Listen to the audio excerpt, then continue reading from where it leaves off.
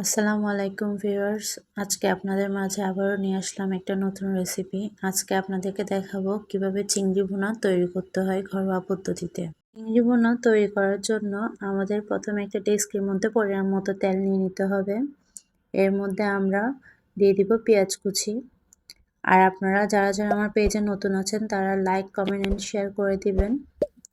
এরপর আমরা দিয়ে দিব দারচিনি, এলাচি, তেজপাতা।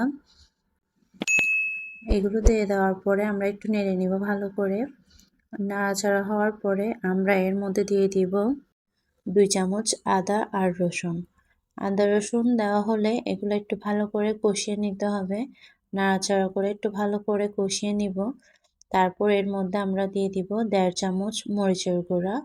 মরিচের গুঁড়া দেওয়ার সাথে সাথে এখানে আমরা দিয়ে দিব 1.5 চামচ মশলা গুঁড়া আর 1.5 চামচ হলুদের গুঁড়া। এগুলো দেওয়ার পরে ভালো করে একটু নেড়েচেড়ে কষিয়ে নিব। আর আপনারা যারা যারা আমার পেজে নতুন আছেন তারা সবাই লাইক, কমেন্ট এন্ড শেয়ার করে দিয়েন।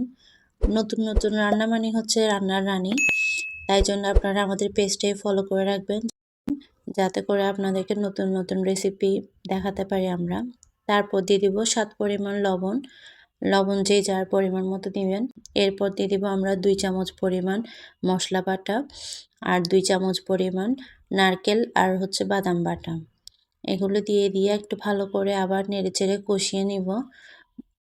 এর মধ্যে আমরা একটু করে দিয়ে দিব পানি, যাতে একটু কষানোর সুবিধা হয়, যাতে একটু মশলাগুলো ডেক্সির মধ্যে না লেগে যায়।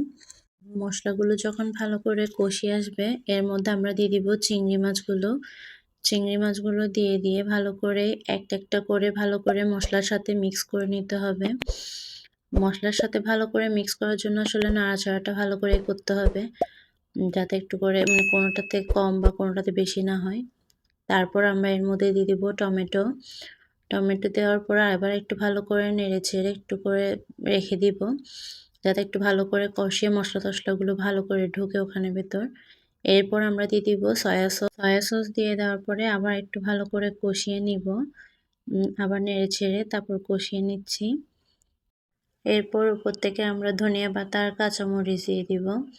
ধনিয়া পাতা আর কাঁচামরিচ দেওয়ার পরে কিছুক্ষণ চুলার মধ্যে রেখে তারপর সুন্দর করে পরিবেশন করতে পারবেন সবার প্রিয় চিংড়ি ভুনা।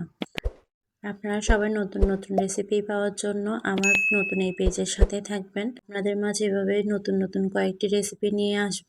আজকের মতো বিদায় নিলাম। আসসালামু আলাইকুম।